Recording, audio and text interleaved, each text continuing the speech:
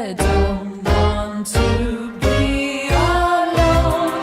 I long to be in the temple. We must find our way back home. Then we can be in the temple.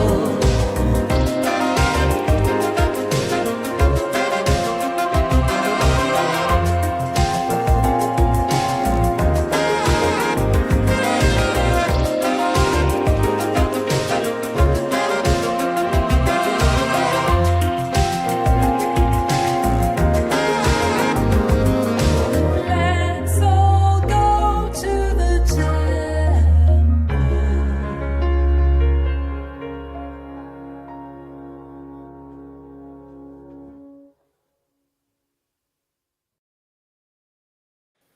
Hello, welcome to day 3 in the temple. I think it might be Hello. a little less chaotic today. I think there's slightly less likelihood of either us being mauled by tigers or invaded by 7-year-olds. Famous last words, I know. Wow, that was wild yesterday, wasn't it? I wasn't expecting ironing to be That quite was wild. quite so full on. And also, you know, when you gave me a warning beforehand, I thought, oh, yeah, okay. And then it started, your door opened, and I saw them sneaking in at first. But the sneak really turned into something else. Yeah, the sneak turned into an ambush, didn't it? So, what Yes, it day did. is it today, Billy? What day are we on? We're on day 3. It is. It's mending. Today is mending. It's the 3rd day, 3 being a magic number.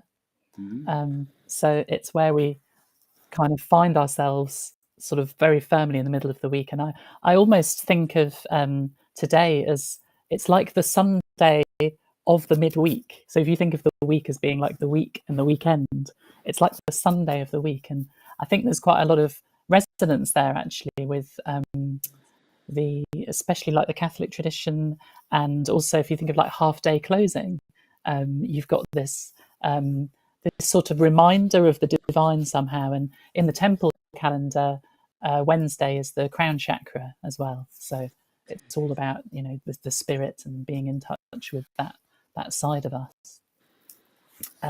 It's quite funny at my end because I'm in a recording studio store cupboard. I've just been laying down some piano and keyboard for a friend, and the only place to kind of poise myself was in a store cupboard. So here I am, and it feels quite. I feel like I'm ready to mend something. I'm also witnessing quite a difficult connection here, so that just straight away brings into focus, you know, the shadow side of mending, which is what's broken. And you know, when I started the Facebook group, I do remember that it seemed like Wednesday was often the hardest day for quite a few people, especially because we were in that sort of, you know, that really difficult, you know, stage of living, and we were really feeling like everything around us is crumbling, everything around us is broken. And you know, the sort of challenge with this day, I think, feeling like there's something to mend, but as soon as we kind of go, everything needs mending, it's too much pressure, it's too much weight, you know. So yeah, like my starting point for this really is sort of what's broken, but also let's just take one thread at a time and mend what can be mended. Yeah, I'm thinking of, as you were speaking, I'm thinking of the expression, if it ain't broke, don't fix it. But equally, if there weren't some if there weren't some things that were broken, then there wouldn't be the need for the fixing in the first place. This is interesting. Billy's currently offline, and we'll see if she reappears in a moment. If not, then I will simply hit play on today's track and we can have a listen to a bit of Mending music. I think that's what I'm going to do. All right. Oh, here comes Billy again. Just so I was saying that. Let's see. Billy, you're back. I was just about to hit play on the track. Yeah, I got half the sentence if it ain't broke. If it ain't broke, break it. No, I was Exactly. going to say, if it ain't broke, don't fix it. But equally, if there weren't things that were broken, then there'd be no need for the mending. Like the brokenness is a precondition of how it all goes on and how the cycle moves around. And that's right. And I suppose the important thing to remember is, coming back to the home, is that when we mend things, that's from a time which is much less disposable kind of culture. Mending is just housekeeping, essentially. It's, repairing the clothes that are going to last our life, if we're lucky. Right. So yeah, I think a lot of today is about how to frame. It's quite a subtle thing about how to frame the mending as a power, as a force which is, I don't know. I mean, I suppose I always look for gentleness, and there's something in here about, do you use a hammer or do you use a needle and thread? I was going to ask that because the needle and thread is what comes to mind for me immediately when I think of mending. But I'll just I'll show people the image of the band here, where you can see the different tools for the different days of the week. Oh yes. Who's that? Who's wielding the hammer in the middle of the lineup? So that's Emma. Emma's our newest recruit, and she's on drums. And we did get her to sing a note on the album. So I was as well. I was sort of struck because the hammer wasn't the first tool that comes to mind for me for mending. But do you want to say more about that? I mean, in terms of our symbology, or what it is that we are putting forward, I suppose this day is about the different ways of mending, like the duality of it. And I think the reason we chose the hammer was also because there is something a little bit controversial, a little bit audacious, if you like, about this album, in as much as it's an album by women and it's an album about the home, and done in the wrong way, that could be a little bit dangerous. It could be a little bit tradwife, or it could be a little bit that sort of cementing of a woman's places in the home, basically. And I was really, really Billy was really, really something, and then she dropped out again. But this seems to be the spirit of Mending Day. We make do and mend. We patch things together, and we practice being okay with the flaws and the imperfections and the places where things fall apart and get put back together again, and fall apart and get put back together again. And all of it is learning. We're learning how to use this particular set of tools that we're doing the live stream. That's the word, isn't it? We're learning how to. There's something about improvisation running through all of this. Billy, I've just been reflecting while you were missing from the call on thank you.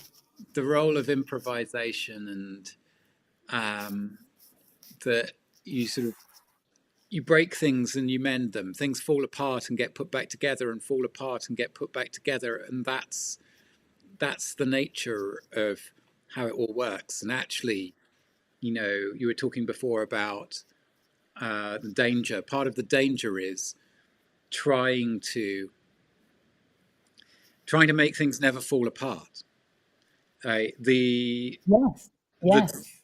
the draw of tradition is one that I want to have. I want to speak for and be really sympathetic to where the impulse, where the call of that is coming from in our culture right now, because modernity has been addicted to the future and to the idea that the past is just, you know, a junk pile of abandoned versions of the way that we happen to live right now. And we're so lucky to live closer to the future than everyone who lived before us. I really viscerally I share the reaction against that is where all kinds of currents that want to invoke tradition come from. And I think the danger is when tradition becomes a museum case with no air in it, an attempt to preserve something exactly the same forever, which is as much of a kind of modern innovation, like that kind of museum, space in which nothing is used and everything is preserved. That's the other side of the same weirdness of modernity, the first side of which is the valorizing of the future and the new and the discounting of the past. And so the trick is to reach for tradition, but tradition as something that needs to be rewoven and patched and remade as it goes along, rather than as something kind of some performance of something perfect and fixed and unbroken and unchanging. And that's where the shadows that I was speak about before, I think. Because of course that has an implication on how you go into the future. If the past is sort of heralded as something up here, or it's seen as like, the dross that we're escaping from, it puts way too much weight on the future. Whereas, what I'm trying to do, I'm not even trying at what we're doing here with the temple, is honouring the day. And a very important part of honouring the day is being as much in the moment as we possibly can be. Yeah. Which is hilarious when we have a time lag. Well, that's yes, it is, and when things drop in and out. But that's also exactly what forces us to fall back on a trust in the ability to improvise, which is to act without being able to see the future, to bring something out of the moment. Yes. And I'll probably talk some more in a moment when we've played the track about Keith Johnstone, who died a couple of weeks ago, but who was one of the great kind of subversive teachers of improvisation coming from the theatre world. And one of the many, many things that I learned from his work and from people who'd worked with him is there is nothing more powerful or reassuring for an audience than when something goes wrong and you're able to be there with it and not be frozen or upset or panicked by something going wrong. Like, actually, the most generous thing we can give each other is the experience of it all being okay when things go wrong, when things fall apart. And on that note, I am going to start playing the track, and Billie can tell us about the track when she comes back and rejoins us when we've listened to it. But here's today's track from Mending Day, from the album Billie Bottles' Temple of Shibboleth. Here comes another chapter. It's kind of homespun, but we don't care. Witness how all is broken. Another rerun, so let's repair.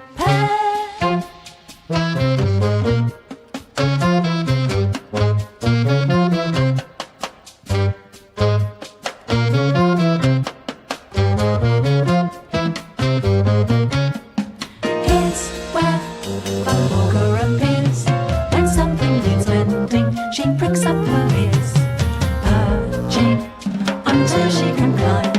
We also are taking a thread and a time.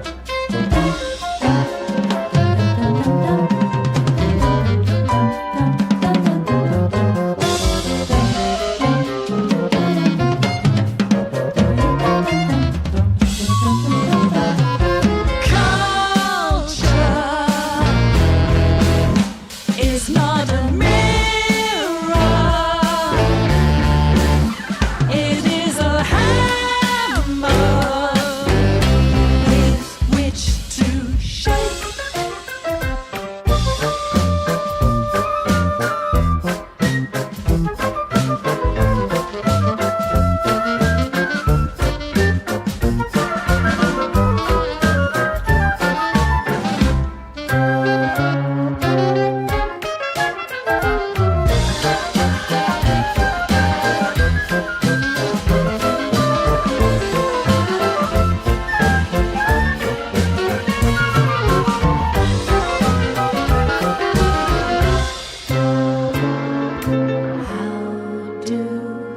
The other half live. There's one side that takes if the other will give. There are two sides to a hem, so let us inhabit the us and the them.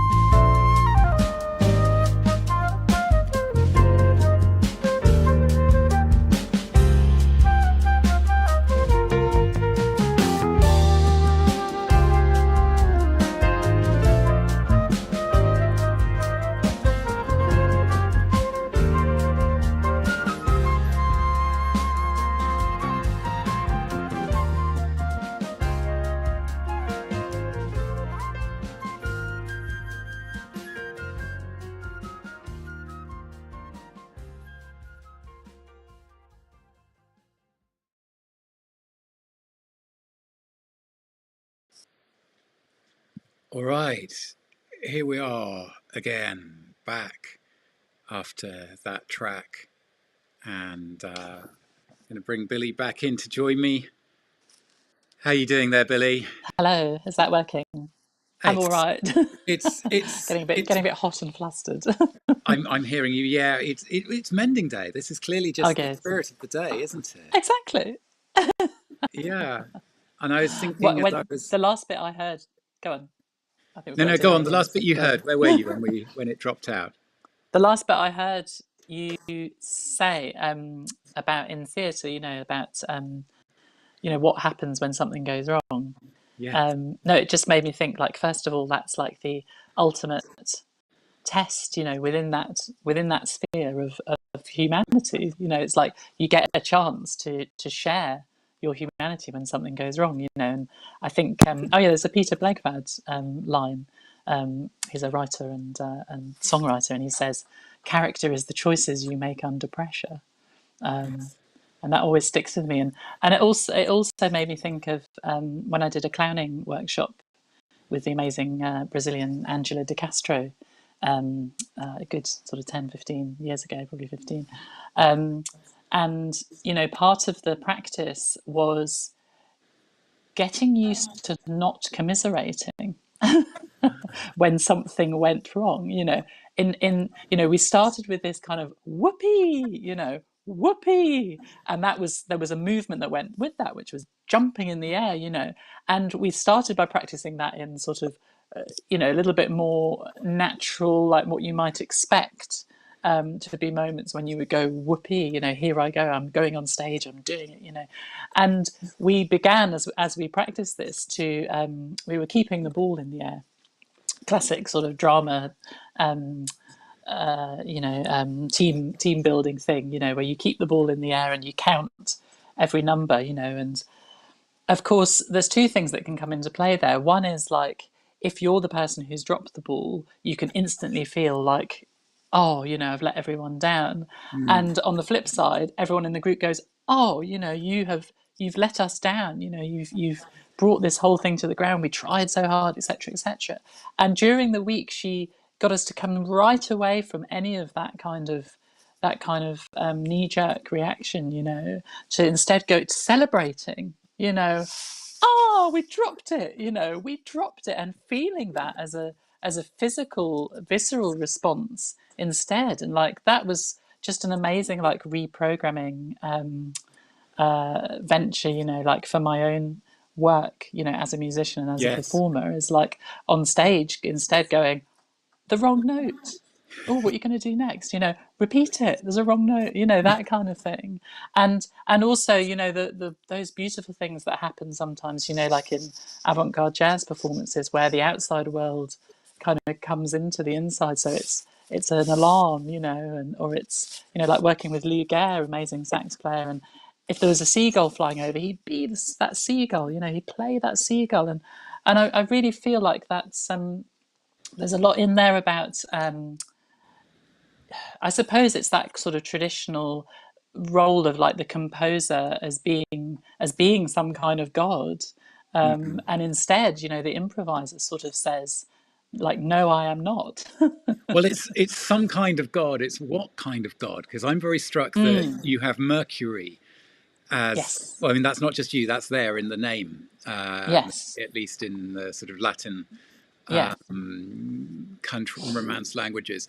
That yeah, the God of this day, that is Mending Day, is, I mean, Mercury is, yes, as you say, on the one hand about the boundaries, but it's also the crossing of the boundaries, because Mercury is akin to Hermes, and therefore sort of part of the great transcultural kinship of trickster characters. yes, And I'm yes, thinking of Lewis Hyde's wonderful book, Trickster Makes This World, which is full of stories in which Trickster makes things through breaking them.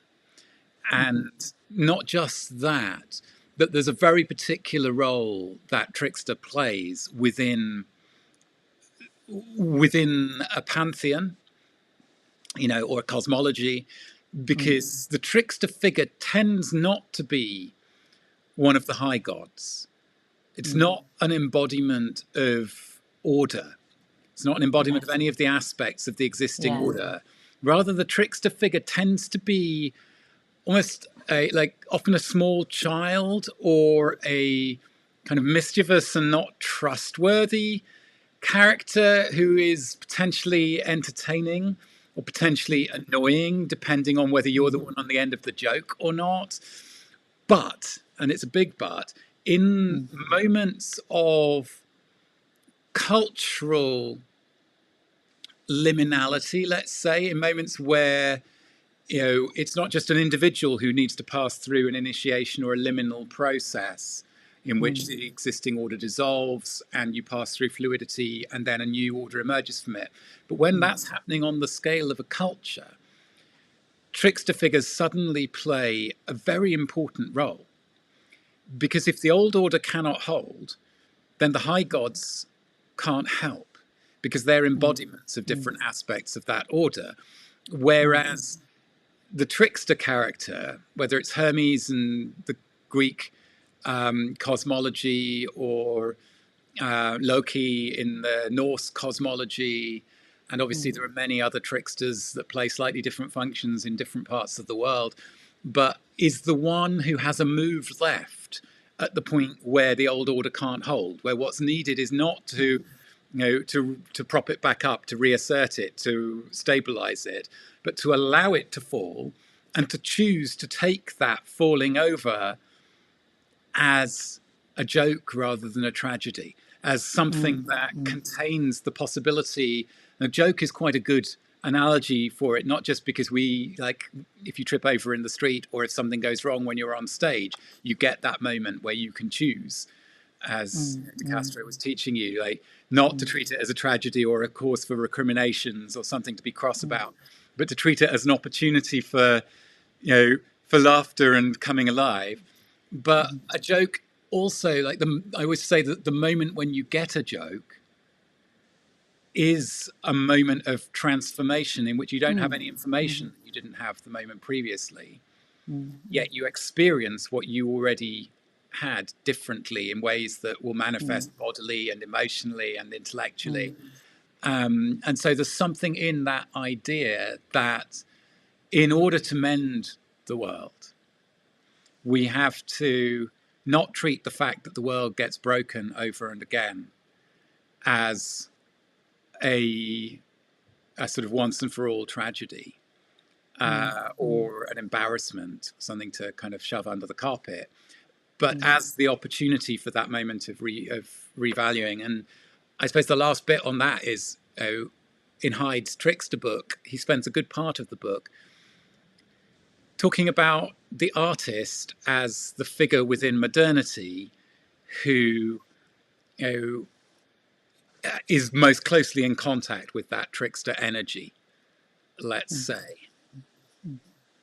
And I loved that. One of my favorite lines on the whole album is that, I guess it's the chorus of that song where it goes, "Culture is not a mirror, it is a hammer with which to shape."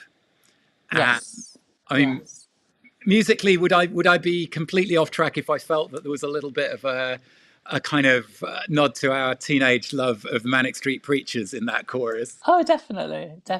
I mean, you probably recognise that it's a kind of paraphrase of a Bertolt Brecht quote, which is pretty much the same one, but it talks about art, Yes. being a hammer. How does the Brecht line actually go? I think I've got it here actually. Art is not a mirror. Art is not a mirror held up to reality, but a hammer with which to shape it. Yeah. So that's why the hammer is the tool for Mending Day as well, isn't it? Well, yeah, exactly. So I suppose in the early part of this song, we kind of look at, it's sort of getting to work, and it's a bit humdrum, and we sort of start in that workaday sort of place, and I suppose by bringing the hammer in at this point, it's sort of my first what I wanted to kind of have as the exposition really was sort of bringing forward the I suppose the kind of patriarchal model of what mending means, which is like you fashion something, you twist it into a new shape, you bend it, like that kind of thing. And then, so what happens like later is that when it goes to the instrumental section, like just before that, I'm going to read my own lyric off a off a piece of paper because I can't paraphrase, I can't remember it. Here we go. It's different when you're speaking it rather than singing it. Yes. How do the other half live? So this is actually connecting to what we were talking about yesterday with the us and the them, and like us embodying all of that. So how do the other half live? And so you've got the other half, but you've got the other half.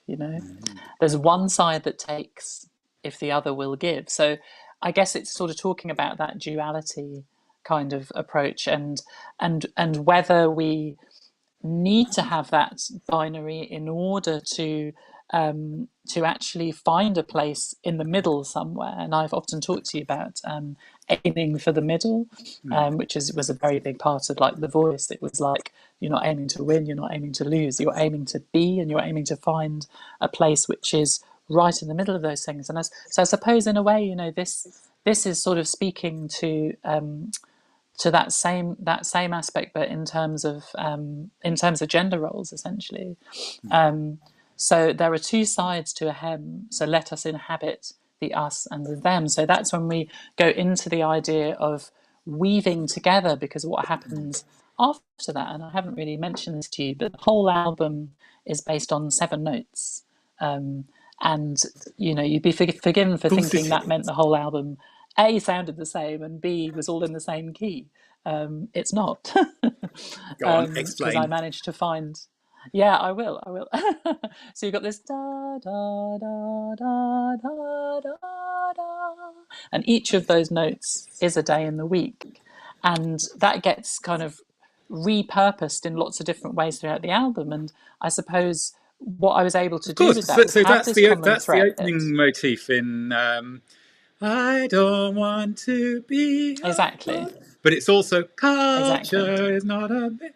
It's you've got the same shape in the chorus. Culture, da da da da. Yes, but then that tune sometimes goes into the bass line, so it becomes the root of each chord, and sometimes it gets refashioned so it's backwards as well. The actual order is backwards, depending on whether I'm talking about something that's kind of forward looking or backwards looking. So yeah, there's many layers of like how I used those 7 notes, and so what happens at this point in the middle of the track is the idea was to have that series as a constant thing, but that being available to the musicians as a means to mend together, but it is also an improvisation. So it's kind of like we're using the same, perhaps we're using the same cloth, but we're using different stitches, or perhaps we're all using the same stitch, but we're using different cloths. All of that is improvised within this section. And it was really important to me that it had a kind of, there was something set about it, but that was nothing to do with like the traditional way, like thinking about chords and that kind of thing. This is much more about sort of contrapuntal, like older, melodic weaving, rather than something that was, too much about harmony, essentially. I suppose accidental harmony. I'm going to have to go back and listen to this track again now that I've listened to you explain it in those terms. But the word that's coming to mind for me is rhapsody, because it's. Obviously, it's a name that's sometimes given to certain kind of improvisational musical passages, but it comes from Greek, where a rhapsode was the name for an oral storyteller or poet. So, Homer, if there was such a person of that name, rhapsode is what they would have thought of themselves as doing. And to rhapsodize is to stitch together. It's to draw in the threads. So it contains so much in terms of you know, not starting with a blank sheet, but working with the materials to hand and weaving them together. It's also, to go back to Keith Johnston, that he has this image of, you know, when you're improvising a story, you shouldn't be worrying about what's coming next. You should be like someone walking backwards, looking for the place where you can weave in a thread from earlier in the story, which is an image that I keep coming back to in all sorts of contexts. Yes. Earlier on I spoke about, did I say this to you? Maybe I said it to somebody else. I was talking about, the sort of old model, I suppose, what I feel like I inherited, which was like composer as a kind of tyrant, Yeah. like permission to be a tyrant. I suppose it's sort of, goes to that kind of, the virtuoso tradition, or, I suppose essentially like Western classical, or symphonic tradition, if you like. And that had always fascinated me, how there is a kind of social structure within a group or a band, and so I suppose over the last 10 years, I feel like I've gone from having that kind of approach to like finding a sort of form of leadership, which is much more about guiding and caring, essentially, and is much less about like this is right and this is what needs to happen. And I suppose this track is an extreme example of that, because I don't think I've said on this on these calls yet, but all of these tracks came out of demos that were made in lockdown, and Viv and I and Roz, and then gradually more people who are in the Facebook group started this cycle, I suppose, of spending 7 weeks on both a track and a video. So every 7 weeks we were issuing, a new demo with a video to it as well. But we kind of started with, I started with the track Cantus and In the Temple, which in terms of the week are sort of, they're like prelude pieces, they're sort of the fanfare at the beginning, which kind of set the scene and sort of call the planets in, But then in terms of the actual week, the first one that we did started on the Thursday. So it was the Mead, which is the track about tomorrow's day, which I won't say anything else about. But what that meant was that when we'd got to the end of the 7, because we were sort of in these periods of 7 weeks, instead of 7 days, it's sort of the fractal had opened, we got to the what I knew would be the last track on the album, The Rest. And then I was sort of left with, so do we start the cycle again? Because we don't have a washing track yet, we don't have an ironing track yet, and we don't have a mending track yet. So it was interesting because those first 2 tracks were actually really quite easy to write, whereas this one was very much like rhapsodic. I knew it was going to be like longer, and I knew it was going to be arduous in terms of like the actual writing process, and that feeling sort of stayed with me all the way till the end. And we actually went in the studio with it broken. And I realized that's what I had to do. We had to not commit ourselves to knowing what the hell this thing was. Yes. And I gave George Schilling, the producer, the really difficult job once I did make a demo of like, I made this demo of the middle section and I realized this is all a bit too short, And so he had to mathematically work out how all these parts, because the bass line is the 7 notes, but because it's 9, 7, 8, it means that everything, the emphasis changes every single time. So when you want to like, on the computer mathematically copy bits along just for the demo purposes, that ended up being like quite a difficult, huge job, And so the architecture was really set when we went in the studio, but what actually went into that architecture, we had no idea. And that was that's the moment where you really feel as an artist that you're like absolutely on the fault line of like creation. Yeah. On the hem. touching the hem. On the hem. I'm just, I've really loved this last bit, and listening to you kind of start to go deep into the process, and having been in conversation with you for 30 years, as you've been, developing and deepening a practice as a musician and an artist, I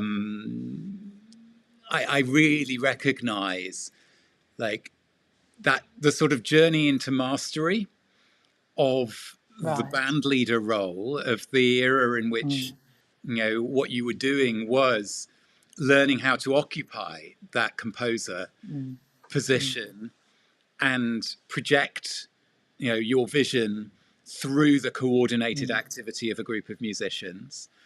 And I remember us sitting and having in-depth conversations about the politics and the ethics of of power in performance spaces, of being aware of what you're doing when you're doing that and wondering whether you like it or not.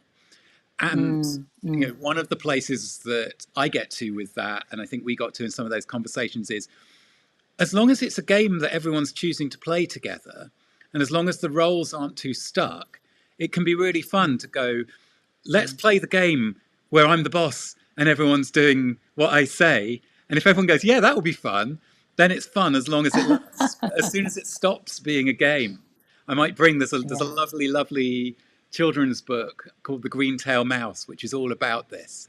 I might bring it along one day to one of these conversations. And so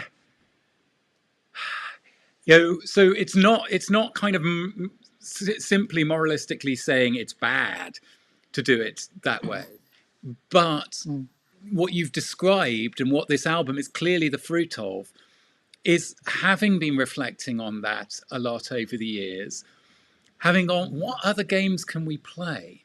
Like, how else is it possible to offer leadership in a creative situation without simply pretending that, oh, it's all self-organizing? Like, if Charlie Davies was here, he would be, he's really great at kind of taking the cozy rhetoric of self-organization to pieces and going, no, that's just a way of mystifying and not looking at what's going on because you want to pretend that we're just all being nice and non-hierarchical. But actually what you're describing is finding a form of leadership that is leading by invitation and leading by creating conditions of possibility, rather than leading by direction and telling people what to do. And and part of what that can do is it can make the lead a thing that can be passed around, so different people can take the lead within a process, rather than it all being led from a static position within the constellation of players that are involved. So absolutely. We need to rest now, don't we? We need to rest. We need to bring this to a close. Is there anything, have you got any kind of ritual or reckoning that you want us to close with and go away with before we finish for today, Billie? Well, I will present the hammer. And I think what I was saying before I was rudely cut off was, that we decided that this was a bit more of a powerful kind of symbol of, what a woman can do, and essentially, like, in terms of today, I think the hammer is if there is a balance, it's a hammer is just as important as the thread itself. So the symbol of today is the threads. Those different threads sort of in the air, almost as like a sort of I don't know, I almost think of like He-Man, by the power of Grayskull, that's those threads sort of coming around as a kind of, I suppose, with essentially in the temple we're talking about aura, your sort of spiritual aura, and also intention. We haven't really talked about manifestation very much, but I'm just going to present the hammer. I'm going to lay it down here. You won't see where it's laid down, but let's make a decision today about what kind of mending we want to do.